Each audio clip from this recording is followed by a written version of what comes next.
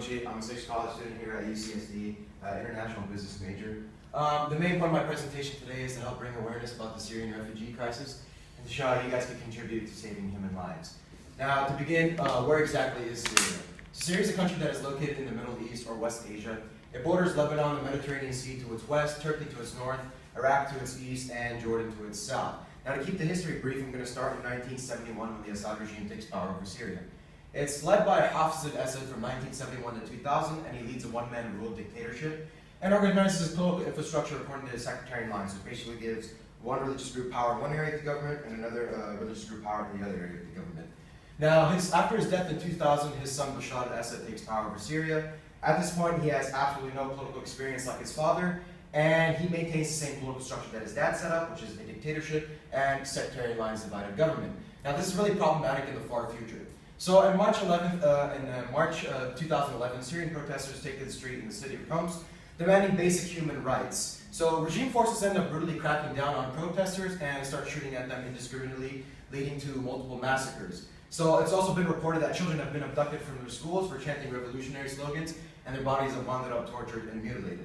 So March 15, 2011 marks the birthday of the Syrian Civil War and also the birthday of the Syrian refugee crisis. So since the onslaught of the violence, nearly 320,000 civilians have been killed since the beginning of the war, and about 12,000 are children, and 1.5 million Syrian civilians are injured or permanently injured according to the Syrian Observatory for Human Rights. Now that foreign powers have gotten involved in the conflict, it's only become more deadly. So now an estimated 11.5 million Syrian civilians are displaced, 6.6 which are displaced internally within the country in different neighborhoods and refugee camps, and 4.6 million that are displaced in neighboring countries and refugee camps and neighborhoods as well.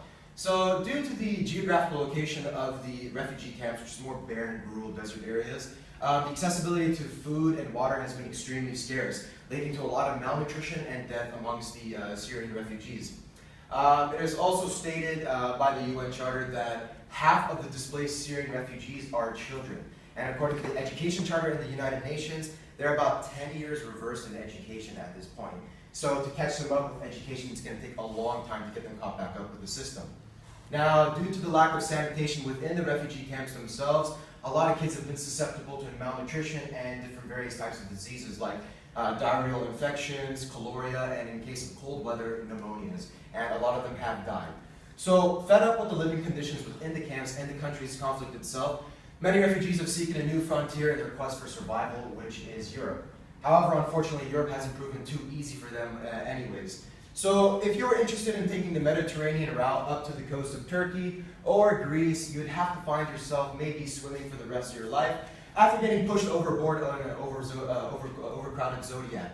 Unfortunately, a lot of people haven't made it. Many people have drowned and floated offshore like this 3-year-old boy right here. Another problem that they've been facing is immigration restriction that has been implemented by the EU. A lot of this is done in the name of security purposes and due to the recent attacks that have happened in Europe. So there's been a lot of pushback against the Syrian refugees, and have been forcing them to go back into Syria. Now, in the process of going back into Syria, due to the crappy conditions in the camps and getting in the EU's pushback, many kids that have opted going back into the neighborhoods they're from have found themselves being recruited by extremist groups like ISIS as child soldiers. Now, this kid's really cute, sorry. So they need your help. So every day, on a day-to-day basis here at UCSD when you're studying, you don't realize it, but you're fighting for human rights. Essentially, you're studying something and trying to implement it in what you believe in. So essentially, what is it that they need? They need the most basic human necessities to live: food, water, hygiene, shelter, clothing. All these things don't really cost that much, and for you guys as students, you are able to help. And how exactly can you get those things done? Very simple.